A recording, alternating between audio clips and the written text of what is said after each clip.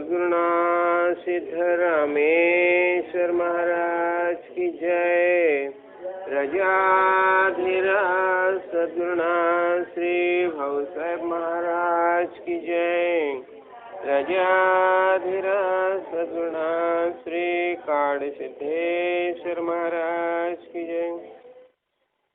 गुरुर्ब्रह्मा गुरुर्विष्णु गुरुर्देवो महेश्वरा गुरु साक्षात् परब्रह्म तस्मै श्री गुरुवे नमः। ब्रह्मानन्दं परमसुखदं केवलं ज्ञानमूर्तिं द्वन्द्वातीतं गगनसदृशं तत्त्वमस्यादिलक्ष्यम् एकं नित्यं विमलमचलं सर्वधी साक्षिभूतं भावातीतं त्रिगुणरहितं सद्गुरुं तं नमामि। श्रीगुरुचरणप्रतापे पुण्यपापे जाले त्रिभुवन समतीर्थे ज्ञानगंगे म्याली शुभाशुभ पाहता भावना राम झाले निशिदिनी गुरुराया उन्मनी झोपाली। जय जय रघुवीर समर्थ राजाधिराज सद्गुरुनाथ श्री काडसिद्धेश्वर महाराज की जय। श्री राम श्रीमद्दास बोध दशक 12 समास 7वा विषय त्याग निरूपण वाचण्यास प्रारंभ करतो जी महाराज। श्री गणेशाय नमः। श्री सरस्वती नमः। श्री गुरुभ्यो नमः। श्री समर्थ सद्गुरु सिद्धरामेश्वराय नमः। श्री समर्थ सद्गुरु काडसिद्धेश्वराय नमः। श्री राम न्याये निष्ठुर बोलणे बहुतांस वाटे कंटाळवाणे मळमळ करिता जेवणे विहित नव्हे बहुते विषय निंदिले आणि तेचे सेवित गेले विषय त्यागे देह चाले हे तो घडेना बोलणे एक चालणे एक त्याचे नाव हीन विवेक येणे करिता सकळ लोक हसू लागते विषय त्यागे विण तो काही परलोक तो प्राप्त नाही ऐसे बोलणे ठाई ठाई बरे पहा प्रपंचे खाती जीविते परमार्थी काये उपवास करीते उभयता सारिखे दिसती विषया विषयी। जय जय रघुवीर समर्थ। ध्यान मूलम गुरुर्मूर्ति पूजा मूलम गुरुपदम मंत्र मूलम गुरुर्वाक्यम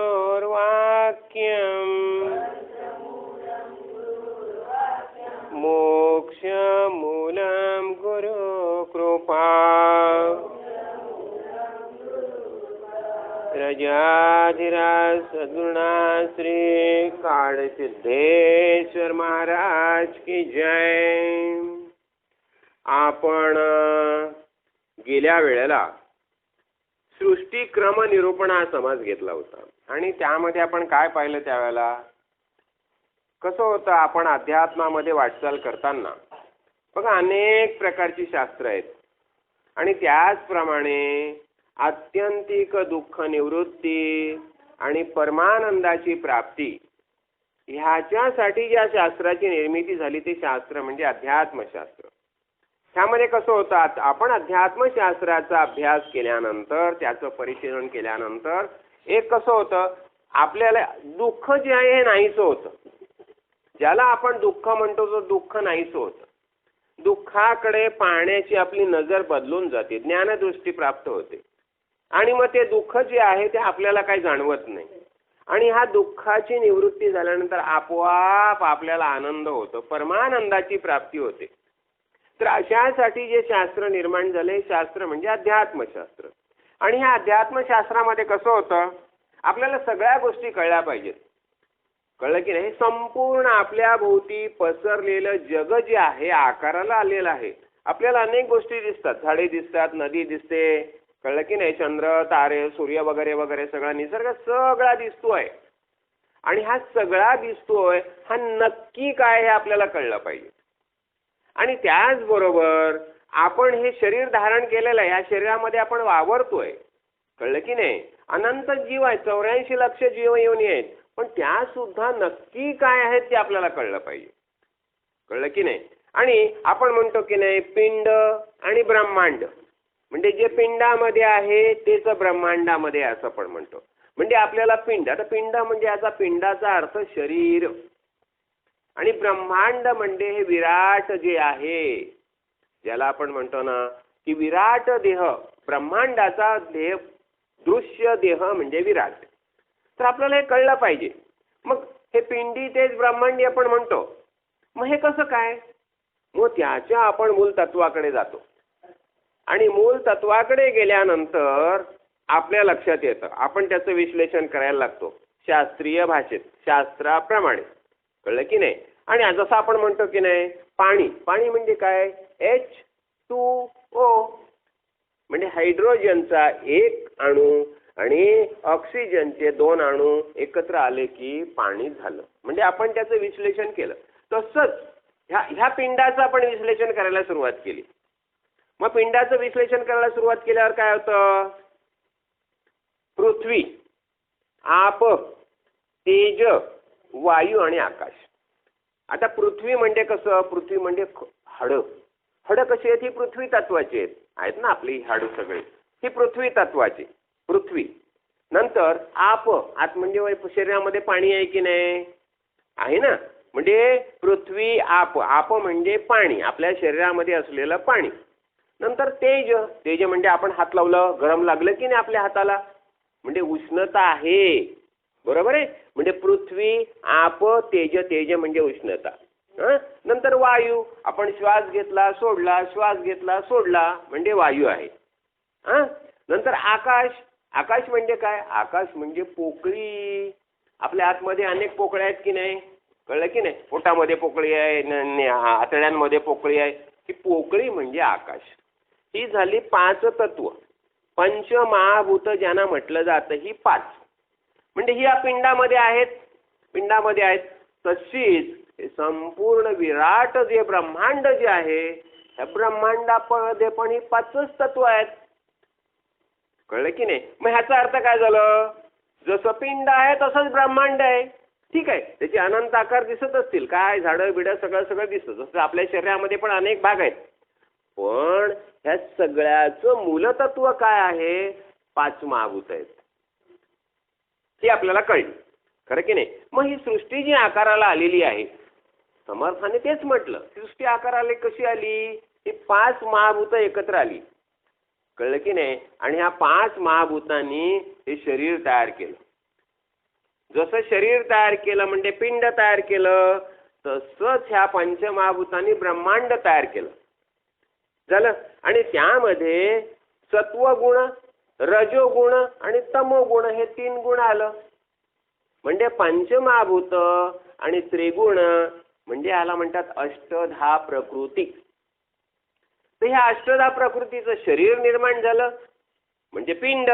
त्याचप्रमाणे अष्टधा प्रकृतीचं ब्रह्मांड निर्माण झालं. म्हणजे हे आपल्याला कळलं. आपण म्हणतो की नाही की देवाने स्वतःमधूनच सगळं निर्माण केलं. खरी हा आपणच जग झाला असं पण म्हणतो. मग त्यांनी स्वतःमधून काय केलं निर्माण? शरीर निर्माण केली, 84 लक्ष जीवयोनी निर्माण केली. तसंच ब्रह्मांड निर्माण केलं त्यांनी. बरं, आता ही सगळी सृष्टी निर्मिती झाली. यामध्ये त्यांनी 2 भाग सांगितलेले आहेत. एक दृश्य म्हणजे दृष्टी सृष्टी वाद आणि सृष्टी दृष्टी वाद. ह्यामध्ये आपण प्राधान्य कशाला दिलं? आपण प्राधान्य दिलं दृष्टी सृष्टी वाद.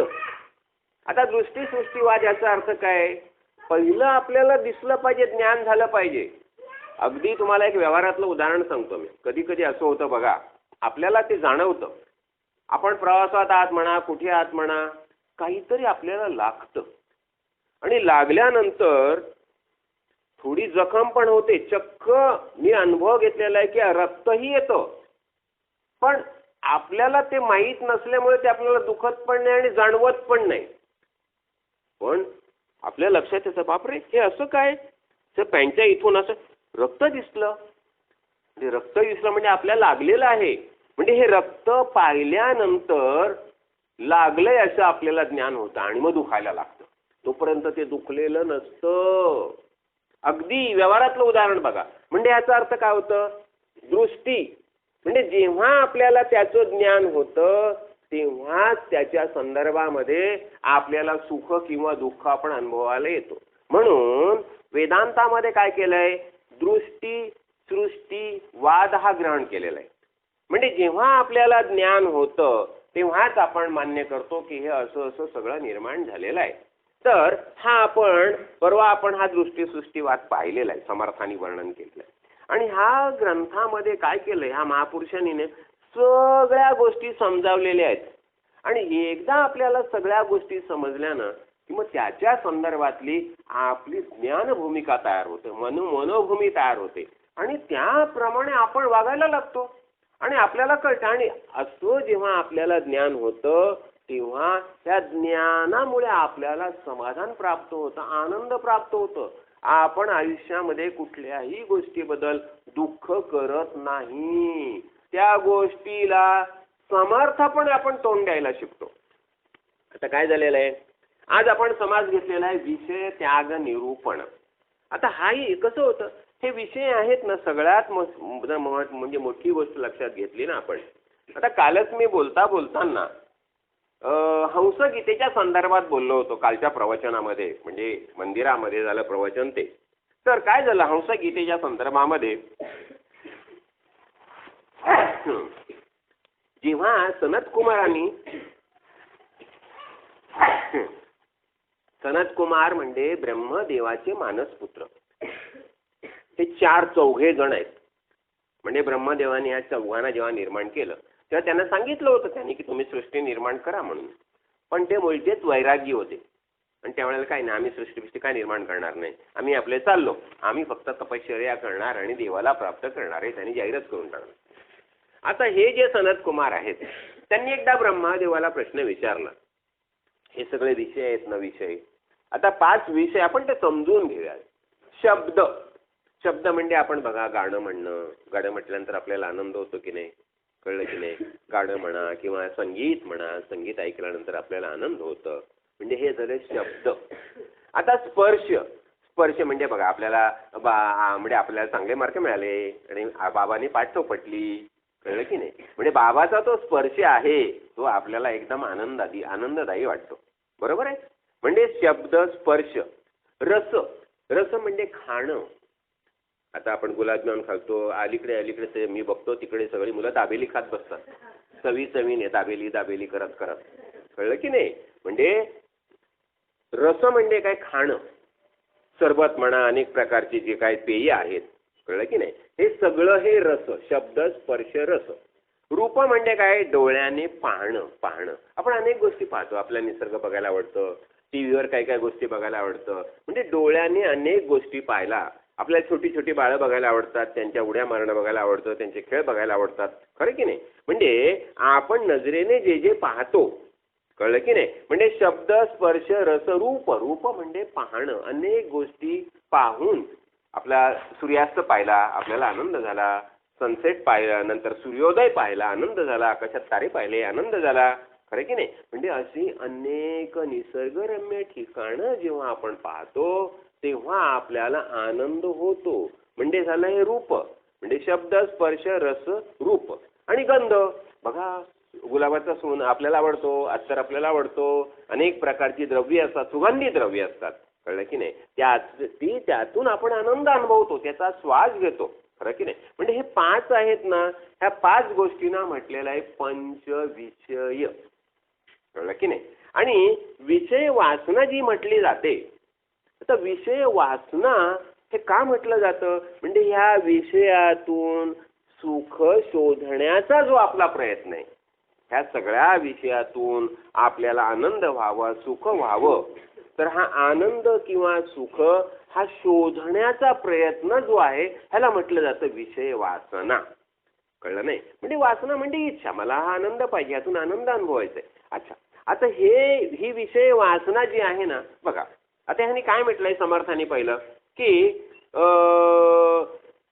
न्यायनिष्ठुर बोलणे, बहुतास वाटे कंटाळवाणे आणि मळमळ करिता जेवणे विहित नव्हे. आता बघा, एखाद्याला आपण स्पष्ट शब्दात काही गोष्ट सांगितली ना, कळलं ना, मग त्यांना कसं वाटतं, कंटाळा येतो. कसं म्हणतं, काय आजोबांकडे गेलो की आजोबा असंच सांगतात, ते सांगतात सायकल घेऊन इकडे जाऊ नकोस, सायकल घेऊन तिकडे जाऊ नकोस, कळलं ना, पडायला होईल, एकटी जाऊ नकोस संध्याकाळच्या वेळेला.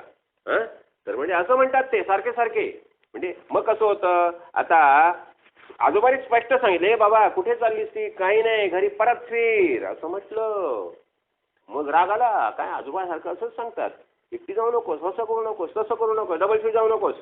म्हणजे कसं होतं, आता हे असं सांगितलं ना की मग कंटाळवाणं वाटतं, बरोबर आहे? आणि काय होतं, मळमळ करिता जेवणे विहित नव्हे, आपल्याला बरोबर वाटत नाही. आणि मग अशाला सुद्धा आपण जेवत बसलोय, मग ते बरोबर वाटत नाही ना आपल्याला. तर त्यांनी काय म्हटलंय की बहुती विषय निंदिले, सगळं म्हणतात हे विषय वाईट आहेत वाईट आहेत, पण आता आपण पाहिले ना 5 विषय कुठले आहेत ते. पण एकदा आपण शरीर धारण करून आल्यानंतर थोड्या मोठ्या जास्त प्रमाणात हे विषय आपल्याला अनुभवायला लागतात, खरं की नाही? पण नेमकेपणाने. आणि म्हणून काय म्हटलं त्यांनी की ह्या सगळ्या विषयांचा अगदी जरूर आपलं शरीर आहे की नाही, या शरीरासाठी आवश्यक तेवढं, देह धारण करण्यासाठी आवश्यक तितकं विषयांचं सेवन करणं हे नक्की चांगलं, पण अति होता नाहीये. आता आपण रस बघा, रसाच्या संदर्भात आपण विचार करायचं घेतलं, आपल्या समोर आपण कुठेतरी गेलो पाहुणे म्हणून, आणि आपल्या समोर अगदी चक्क 5-6 गुलाबजाम आणून ठेवले. गुलाबजाम म्हणजे आपल्या आवडीचा पदार्थ, खरं की नाही? मग आता किती खायचे? 1 खाल्लं, 2 खाल्लं, ठीक आहे, जास्तीत जास्त 2 आणि आणखी अर्धा खाल्ला, कळलं ना? पण आपण 6च्या 6 खाल्ले तर कदाचित त्रास होऊ शकेल की नाही? म्हणजे हा विचार आपण करायला पाहिजे. तेच म्हटलंय यांनी की शरीर धारण करण्यासाठी, कारण पुन्हा कसं होतं, एक गोष्ट आपण कधीही विसरायची नाही, हे शरीर आहे की नाही, याला आपण पिंड म्हणतो. हे शरीर आपल्या ताब्यात आहेत, आपल्या म्हणजे कोणाच्या? या शरीरामध्ये राहणारा जो आत्मा आहे त्याच्या ताब्यात हे शरीर आहे, त्याच्या अंमलाखाली आहे, त्याच्या अधिकाराखाली आहे. म्हणजे आपण या शरीरावर कुठल्याही प्रकारचा अन्याय करता नये, याला जबरदस्तीने जास्त खायलाही देऊ नये, जबरदस्तीने ह्याच्या म्हणजे तोंडात गुटखाही टाकू नये. काही काही करतात बघा ना, ते व्यसन जी म्हणतात ना, ह्या शरीराला हानिकारक जे जे असेल ते त्याचा आपण कधीही उपयोग करता नये. आणि जर आपण इतकंच नाहीये, साधं सांगतो तुम्हाला, आपण म्हणतो ना लवकर झोपणं आणि लवकर उठणं हे आरोग्याला योग्य म्हटलेलं आहे ना. मग कधी समजा आपण पाहिलं, बसलो टीव्ही बघत, काहीतरी आहे म्हणून, काहीतरी सिरियल लागलंय, 9 वाजले, 10 वाजले, 11 वाजले, म्हणजे काय होतं, आपण ह्या शरीरावर अन्याय करतोय. ह्या शरीरावर अन्याय करण्याचा अधिकार आपल्याला नाही. कळलं की नाही? आपण 10 वाजले झोपायला पाहिजे, सकाळी 6 वाजता उठलं पाहिजे. जास्त झोपणं सुद्धा आळसाचं लक्षण आहे. म्हणजे नेमकेपणाने, म्हणजे या शरीरावर आपण अन्याय करणार नाही ह्याची दक्षता काळजी आपण जरूर घेतली पाहिजे. आणि हे का आवश्यक आहे? हे शरीर आपण पाहिलं की नाही, शरीर म्हणजे ही माया आहे. पण ह्या माईक शरीराच्या माध्यमातून आपण ह्या सद्गुरू भगवंताच्या मदतीने आत्मज्ञान प्राप्त करणार आहोत आणि मुक्त होणार आहोत. मुक्त म्हणजे ज्ञान प्राप्त करणार आहोत. कसं? माईक शरीराच्या माध्यमातून. ही माया आहे, पण ह्या माईक शरीराच्या आधाराने सद्गुरू भगवंताच्या मदतीने, सद्गुरू भगवंताच्या मार्गदर्शनाखाली आपण आत्मज्ञान प्राप्त करून घेणार आहोत. आणि हे आत्मज्ञान प्राप्त करणं हेच नरदेहाचं सर्वश्रेष्ठ असं कर्तव्य आहे. लक्षात घ्या. 24 वर्ष झाली, 25 वर्ष झाली, झालं लग्न झालं, का आई बाबांनी लग्न करून दिलं, मुलं झाली, संसार होणारच. त्याच्यासाठी फार मोठे प्रयत्न करावे लागत नाही. म्हणून काय म्हटलं जातं, जो होतो तो प्रपंच, पण प्रयत्नपूर्वक जो करावा लागतो त्याला परमार्थ म्हटलेलं आहे. परमार्थ म्हटल्यानंतर तो प्रयत्नपूर्वकच करावा लागतो. आणि माणसाचं शरीर जर मिळाल्यानंतर आपण जर ते प्रयत्न केले नाही तर काय म्हटलं जातं, आया वैसा गया नाहक जमाना गमया. कळलं ना? किंवा तो लांडा गर्दभ जाण पुच्छे विण दुपाई, पाहुनी नर शरीर न उतरेची भवजल पार. तो लांडा गर्दभ जाण पुच्छे विण दुपाई. काय म्हटलंय? एकदा माणसाचं शरीर मिळाल्यानंतर तुम्ही आत्मज्ञान प्राप्त करून हे भवसागर ओलांडून जर गेला नाही तर तुम्हाला अगदी, म्हणजे हे कोणी सांगितलंय? एकनाथ महाराजांनी. आणि आता आईने गाणं म्हटलं ना, एकनाथ महाराजांचे गुरु कोण होते? जनार्दन स्वामी. जनार्दन स्वामींचे गुरु कोण होते? दत्तात्रेय. दत्तात्रेयांचे गुरु कोण होते? अत्री सांगितलं आईने. आणि अत्रींचे गुरु कोण होते? शिवशंकर महादेव. म्हणजे ही परंपरा कुठून आली? आदिनाथ गुरु सकळ सिद्धांचा. अशी ही परंपरा आलेली आहे. मग ही गुरु परंपरा जी आहे, गुरुने जे सांगितलं ते आपण सत्य म्हणून ग्रहण करायलाच पाहिजे. खरं की नाही? म्हणजे आपण ह्या विषयांच्या संदर्भात जे बोलतोय ते विषयांच्या संदर्भात अनेक गोष्टी समजावलेल्या आहेत. पण आपण नेमकं एवढंच लक्षात ठेवायचं, आपल्याला नेमकेपणाने आपल्या शरीरावरही अन्याय करायचं नाहीये, पण आपल्याला चांगलं धट्टाकट्टा व्हायचं आहे ना. मग थोडंसं दूध पण चांगलं प्यायला पाहिजे, साई पण खायला पाहिजे. कळलं ना? जरा ड्रायफ्रुट्स म्हणा, बदाम, पिस्ता हे पण थोडं थोडं खायला पाहिजे. कारण काय, प्रोटीन्स म्हणतो की नाही शरीराला, शरीराच्या वाढीसाठी. म्हणून शरीराच्या वाढीसाठी ज्याला चौरस आहार जे म्हटलं जातं, तर हा चौरस आहार घ्यायलाच पाहिजे. त्याचप्रमाणे कसं असतं बघा, आपला विकास कसा होतो? शारीरिक विकास आहे, मग मानसिक विकास पण व्हायला पाहिजे आणि आत्मिक विकास पण व्हायला पाहिजे. मग मानसिक विकासासाठी कसं असतं बघा, ही अनेक प्रकारची गाणी म्हणा, भजन म्हणा, संगीत म्हणा, ह्या गोष्टींची सुद्धा आवश्यकता आहे. कारण त्याच्या माध्यमातून, कारण संगीत हे ना, संगीत आध्यात्मिकदृष्ट्या फार मोठं शास्त्र मानलेलं आहे. म्हणून शिवशंकरांनी जे तांडव नृत्य केलेलं आहे ना, आणि शिवशंकरांनी संगीताला विशेष महत्त्व दिलेलं आहे. कारण संगीताच्या माध्यमातून आपल्याला भगवंताशी जे हे असतं ना, शेवटी कशी असतात ती स्पंदनं असतात. आपण चैतन्य चेतन आहोत, त्याचप्रमाणे संपूर्ण विश्वही चेतन आहे. कळलं की नाही? आपण एक छोटी ठेणगी असू, शेवटी अग्नीच, पण अग्नी आपली छोटी जर असली ज्योत असेल तर ब्रह्मांड हे कसं आहे, ईश्वर कसं आहे? ईश्वर म्हणजे अग्नीचा प्रचंड गोल आहे. म्हणजे शेवटी ती व्हायब्रेशन, स्पंदनं आहेत. आपली स्पंदनं आणि ती स्पंदनं आपल्याला शेवटी एकत्र करायची आहेत. कळलं की नाही. आणि ह्याच्यासाठी हे संगीत वगैरे वगैरे वगैरे हे सुद्धा आवश्यक आहे. कारण मनाने आपण त्यामध्ये अधिक अधिक अधिक अधिक उत्क्रांत होत जातो. कळलं की नाही. आणि मानसिक विकास होणं हे अत्यंत महत्वाचं मानलेलं आहे. कारण आपल्याला कळलं पाहिजे हेही की मन म्हणजे नक्की काय आहे, मनाची निर्मिती का झाली, कुठून झाली, कशी झाली. आणि केवळ आपण मनाने मला काहीतरी हवंय असं म्हटलं त्याच क्षणी मनाची निर्मिती झालेली आहे. आणि मनाची निर्मिती झाली त्यामुळे आपण त्या देवाबरोबरच होतो, आपण मूळचेच पूर्ण होतो. पण ज्या क्षणी आपल्याला वाटलं मला काहीतरी हवंय, आपण तिथून घसरून खाली उतरलो. नाहीतर तिथून आपल्याला खाली यायची काहीच जरूर नव्हती. भगवंताबरोबरच आपला सगळ्यांचा प्रवास चाललेला होता. पण आपल्याला स्वतःला वाटलं नाही मला काहीतरी निराळं आणखीन आणखीन हवंय. आणि ह्या हवेपणामुळे मनाची निर्मिती झाली.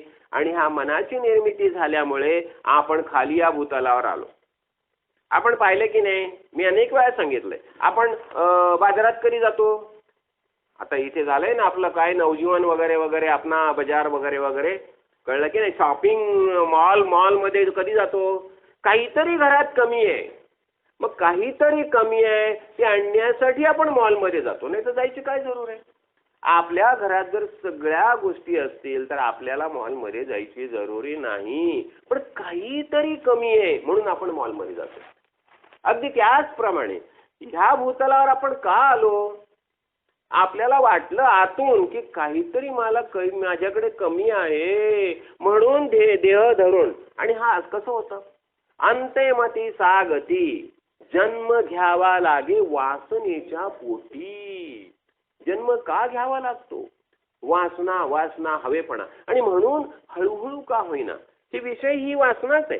आता ह्या विषय वासना ज्या आहेत म्हणून त्यांनी काय म्हटलं की विषय त्याग करायचा. मग विषय त्यागाच्या संदर्भामध्ये एक त्यांनी फार सुंदर वाक्य एकच म्हटलेलं आहे, कळलं ना.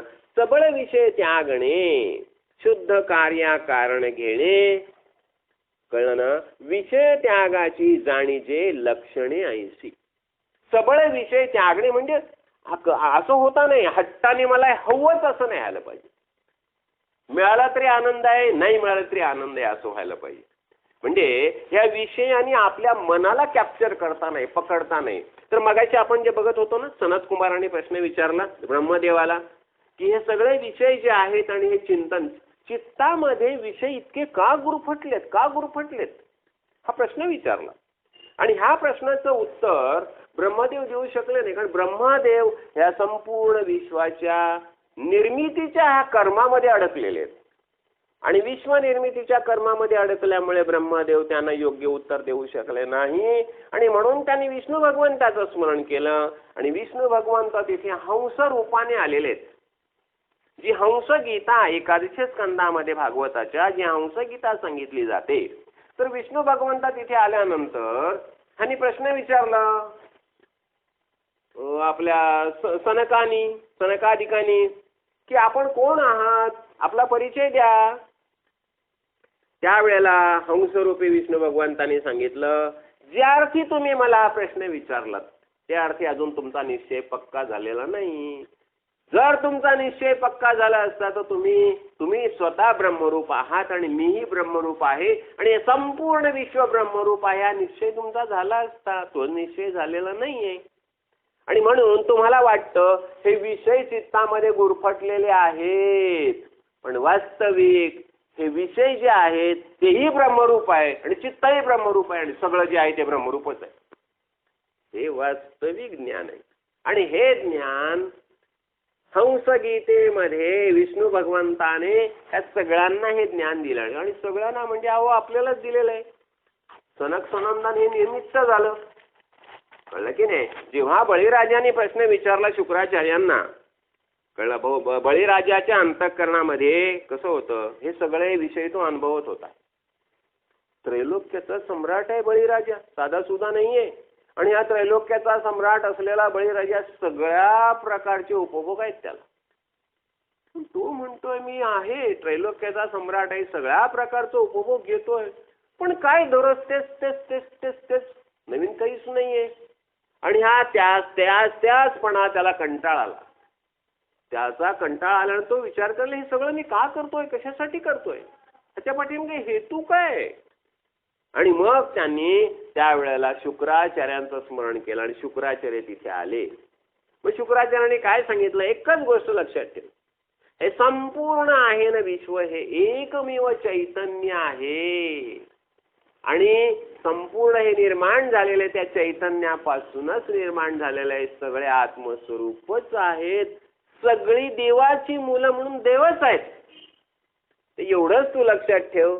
आणि बाकी मी आता तुला फार पाल्लाळ सांगत बसत नाही, कारण त्यांना एक म्हणजे सगळ्या ऋषी मुनींची एक मोठी सभा होती, मीटिंग होती, त्या मीटिंगला जायचं होतं.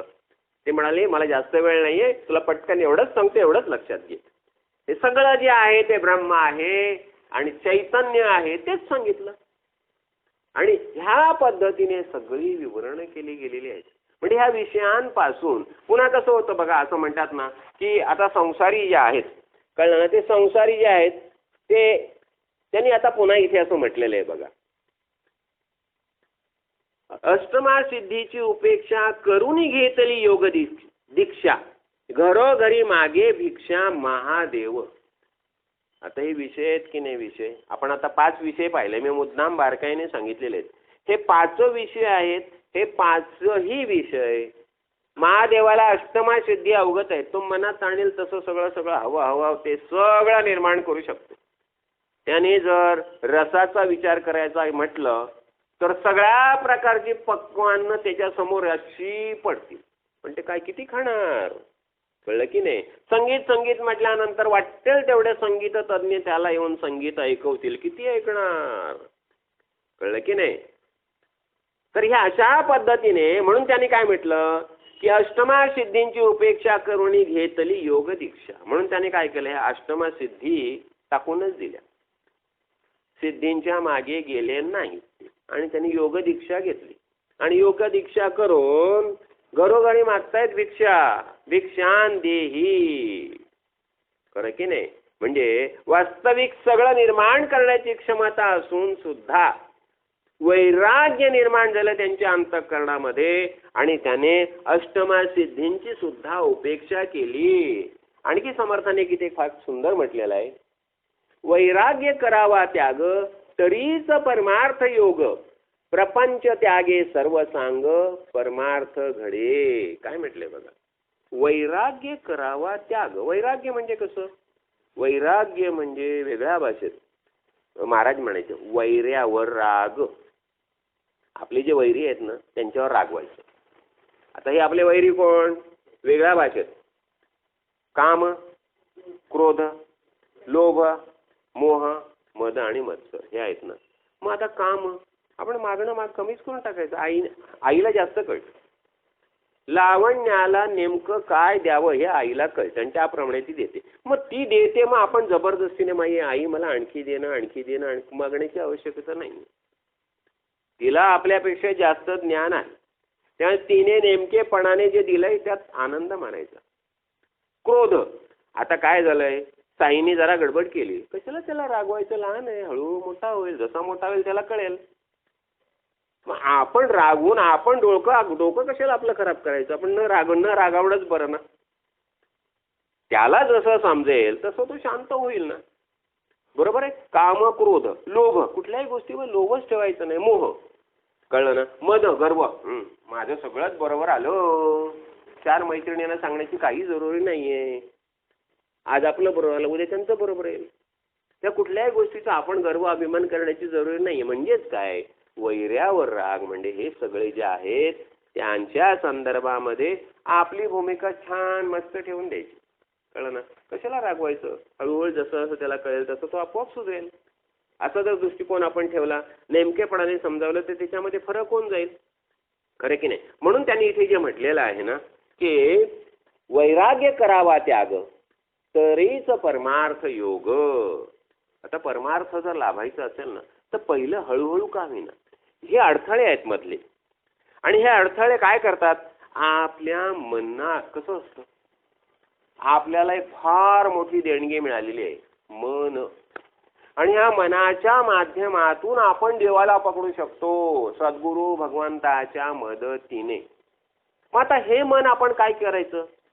ध्यान मूलम गुरोर मूर्ती. आपण एकदा भगवंताचे अनुग्रहित झालो सद्गुरू भगवंताचे. मग आता ध्यान कोणाचं करायचं? ध्यान मूलम गुरुवर मूर्ती. बस सद्गुरू भगवंताचं येता जाता लक्ष.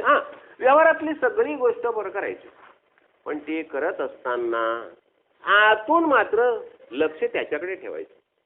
कळलं की नाही? मग आपण म्हणतो ध्यान मूलम गुरुवर मूर्ती, पूजा मूलम गुरुपदम. आता पूजा कुणाची करायची? ठीक आहे, अनंत मंदिर आहेत, 33 कोटी देव आहेत, आपल्याला काय त्याचं?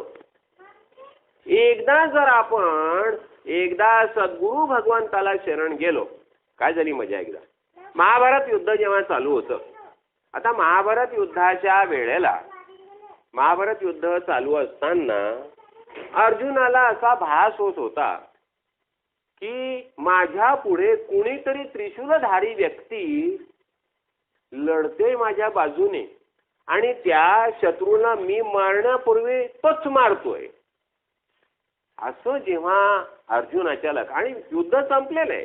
आणि युद्ध संपल्यानंतर महर्षी व्यासांना अर्जुन हा प्रश्न विचारतोय की महर्षी मी असं असं पाहत होतो.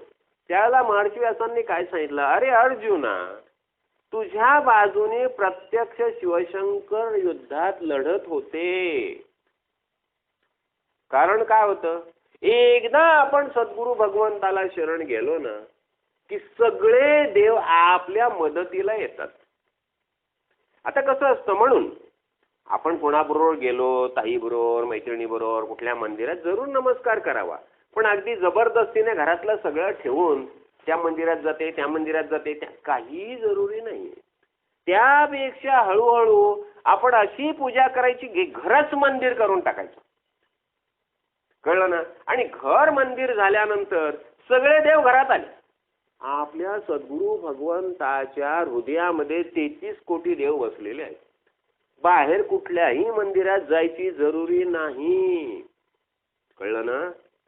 अगदी म्हणजे ओढून ताणून जायची जरूर नाही. अगदी सहज शक्य असेल, तुम्ही गेलात, मैत्रीण म्हणाली जाऊया लावण्या जरा तिकडे या मंदिरात, ठीक आहे, म्हणजे तिला मैत्रिणीला वाईट वाटू नये म्हणून, पण आतून आपला निश्चय हाच असला पाहिजे, माझं घरच मंदिर झालेलं आहे.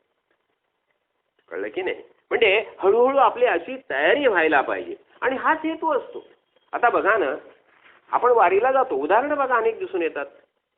नेहमी नियमाने वारीला जाणारी व्यक्ती कसं होतं, हळूहळू तिची तयारी होऊन जाते, आतून तयारी होऊन जाते आणि नंतर मग तो आजारी पडतो. आजारी पडणं म्हणण्यापेक्षा त्याला शारीरिकदृष्ट्या पंढरपूर पर्यंत जाणं शक्य होत नाही. अहो, त्याला स्वतः विठोबाच येऊन घरात दर्शन देतो. कळलं की नाही? आता परवा मी पाहिलं ना, गजानन महाराजांच्या ह्यामध्ये मी वर्णन केलं, सांगताना बोललो की एक ग्रहस्थ जे होते ते नेहमी समर्थांच्या ह्याला सज्जनगडावर जायचे. कळलं की नाही? दासनवमीला. आणि ते मग ते म्हातारे झाले आणि आता दासनवमी ते म्हणाले गेले की महाराज, आजपर्यंत नियमाने आज आलो वारीला इथे, आता पुढल्या वर्षी येता येईल असं वाटत नाहीये. कळलं ना? क्षमा असावी. म्हणून त्याच्या डोळ्यातून पाणी पण आलं. असं गदगदून त्यांनी भगवंताची समर्थांची प्रार्थना केली आणि त्याला दृष्टांत झाला की तू ह्या चालू वर्षी तुझ्याच गावामध्ये दासनवमी साजरी कर. त्या दासनवमीला मी स्वतः तुझ्याकडे येईल. काय सांगितलं समर्थांनी? स्वप्नात दृष्टांत दिला, मी स्वतः तुझ्याकडे येईन दासनवमीला. आणि मजा अशी झाली, त्यांनी सगळी तयारी केली, सगळा कार्यक्रम वगैरे चाललाय दासनवमीचा आणि बरोबर 12 वाजता तिथे गजानन महाराज गेले आणि सांगितलं तुझ्याला आणि जय जय रघुवीर समर्थ. तू बघतोय एकदा गजानन महाराज दिसतायत, एकदा रामदास दिसतायत. म्हणजे त्यांनी काय दाखवून दिलं? अरे तू मनात शंका आणू नकोस, समर्थ रामदास तो मीच आहे. अगदी त्याच पद्धतीने मी एक गोष्ट सांगितली होती आणि ह्याचा साक्षी मी आहे, मी साक्षी आहे आणि ताई साक्षी आहे. गजानन महाराजांची 20 वर्षे पोथी वाचणारी मावशी आजारी झाली आजारी झाली आणि काही केलं तिचे प्राण जात नव्हते. तेव्हा ती म्हणाली, आपल्या मीनाताईच्या एक क्लार्क बाई त्यांच्या शेजारी राहत होती ती. त्या क्लार्क बाई मीनाला म्हणाली की मॅडम, तुमच्याकडे महाराज येतात ना, आमच्या शेजारी मावशी आहेत, अहो त्यांचे प्राणच जात नाहीत. आणि त्या म्हणतात, संतांनी माझ्या डोक्यावर हात ठेवल्याशिवाय माझे प्राण जाणार नाही. नंतर त्या क्लार्क बाई आणि ताई महाराजांकडे गेली घेऊन. महाराज आणि तिचे त्या मावशीचे यजमान महाराजांनी सांगितलं, बरं बरं आम्ही यांच्याकडे येतो. आणि आपल्या घरापासून एक म्हणजे अर्ध्या किलोमीटरवर त्यांचं घर होतं, वरती झोपडपट्टीकडे. महाराजांना मी टॉर्चच्या प्रकाशात घेऊन गेलोय हात धरून त्यांच्या त्या झोपडीसारख्या घरात. गेल्या गेल्या महाराजांनी त्या बाईच्या डोक्यावर हात ठेवलंय. ती रडायला लागली, महाराज महाराज. म्हणजे तिला गजानन महाराजांचंच दर्शन दिलंय महाराजांनी. आणि तिच्या डोक्यावर हात ठेवला. आणि दुसऱ्या दिवशी महाराज मला तिथे महाराज म्हणाले, बाबा आता सगळं त्याला संपलेलं असं. दुसऱ्या दिवशी त्या मावशीने प्राणज्योत मालवली, देव सोडला. म्हणजे गजानन महाराज बघा, असा कुठला महापुरुष येईल आजारी माणसाच्या डोक्यावर हात ठेवायला, सांगा मला. पण त्या क्लार्क बाई ज्या म्हणत होत्या की त्या सारख्या म्हणतायत की कुठल्या म्हणजे महाराजांनी माझ्या डोक्यावर हात ठेवल्याशिवाय माझे प्राण जाणार नाहीत. आणि अक्षरशः त्या मावशींची स्थिती माझ्या अजूनही नजरेमध्ये आहे. भगवत नवशी अशी स्थिती होती, आजारपण होतं त्यांचं. पण महाराजांनी त्यांना मोकळं केलं. हे कशाचं फळ? 20 वर्ष गजानन महाराजांची जी पोथी हे केलं, पठण केलं, त्याचं फळ महाराजांनी तिला दिलं. कळलं की नाही? म्हणजे इथे आपल्याला काय दिसून येतं, हे सगळे महापुरुष असेच आहेत. म्हणजे जसं समर्थाने दाखवून दिलं त्यांना, म्हणजे ठीक आहे आता शक्य नाही, जाणं शक्य नाहीये, मग खरातच करायला सुरुवात करा. आपल्याला मंदिरात जाता येणं शक्य नाही, तीर्थयात्रा शक्य नाही. जेव्हा तीर्थयात्रा शक्य होत्या तेव्हा आपण केल्या. कळलं की नाही? आणि तीर्थयात्रा सुद्धा आपण कशासाठी करतो? तीर्थयात्रा सुद्धा लोकसंग्रहासाठी.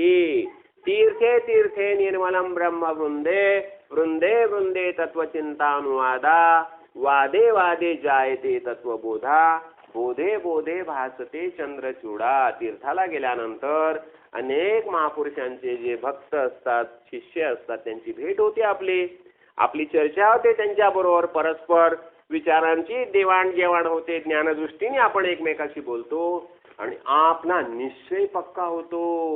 एकमेकाचे अनुभव आपण एकमेकाला सांगितले ना की आपलं वा बघा कसे महाराज सांभाळतात असा पक्का निश्चय होतो.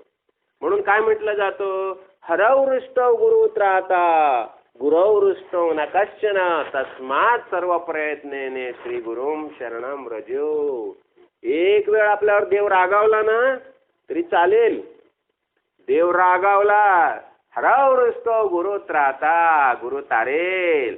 पण गुरु रागावला तर कोणीच तारणार नाही. बघा ना, जेव्हा इंद्राने जेव्हा चूक केली तेव्हा शिवशंकर त्याला मारायलाच निघाले, परशु उगारला. कळलं ना?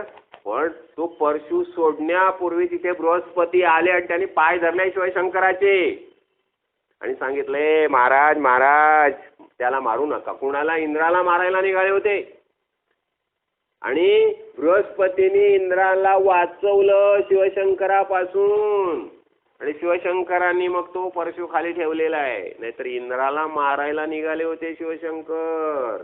पण कोणी वाचवलं? गुरुने. म्हणून काय म्हटलं जातं, हरवृष्टौ गुरु त्राता.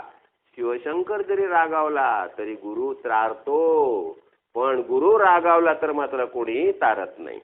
म्हणून श्री गुरुम शरणम व्रज, श्री गुरुला शरण जायचं. म्हणजे आपण थोडक्यात काय पाहिलं की हा जो विषय जो भाग आहे ना आपण समजून घेतो हळूहळू. कारण कसं होतं, आपल्याला भरपूर वेळ आणि हळूहळू बारकाईने एक एक एक एक गोष्टी आपण समजून घेणार आहोत. म्हणजे आपल्याला हे पण कळलं पाहिजे ना विषय कसे काय असतात, त्याचा कसा अनुभव घ्यायचा, किती अनुभव घ्यायचा, कशा प्रकारे.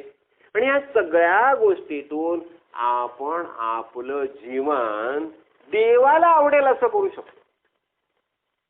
म्हणून भक्ती कशाला म्हटलं जातं? भक्ती म्हणजे देवाबद्दल प्रेम. आणि आपल्याला सगळ्यांना भक्ती करायची आणि भक्ती करण्यासाठी हे देवाचं वास्तविक जे स्वरूप आहे तेही आपल्याला लक्षात घ्यायचं, तेही समजून घ्यायचं आहे. कळलं की नाही? म्हणून त्यांनी काय म्हटलं, वैराग्यापरते नाही भाग्य, वैराग्य नाही ते अभाग्य, वैराग्य नसता योग्य परमार्थ नव्हे. बघा, सगळ्यात मोठं महत्व दिलंय वैराग्याला. आणि वैराग्य म्हणजे कसं होतं, वैराग्य जरी आलं ना तरी आपण आनंदात सगळं करू शकतो.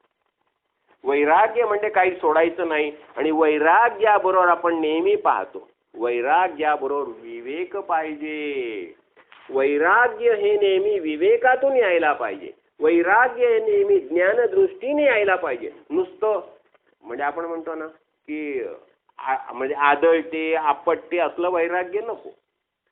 वैराग्य ज्ञानदृष्टीने सगळं जे काय आहे ते व्यवस्थित समजून घ्यायचं आणि व्यवस्थित समजून त्याच्याबद्दल आतून अलिप्तता ठेवायची. पुन्हा कसं होतं, आता हे विषय त्याग आहेत ना, ह्याच्या संदर्भात एक साधी गोष्ट, विषय त्याग करण्यासाठी एक आयडिया आहे, खूप छान सुंदर आयडिया आहे. कसं, त्या विषयाकडे दोषदृष्टीने पाहायचं.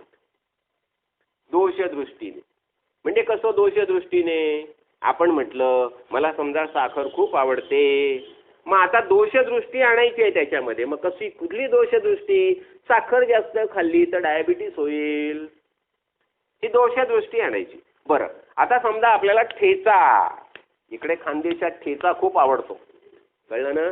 मग ठेचा जर आपण जास्त खाल्ला तर आतडी मऊ असतात ना, आतडी नाजूक असतात ना, ठेचा जर खाल्ला तर आतड्यांना त्रास होऊ शकेल, ही दोषदृष्टी आणायची. म्हणजे आपोआप आपण ठेचा कमी खायला लागतो.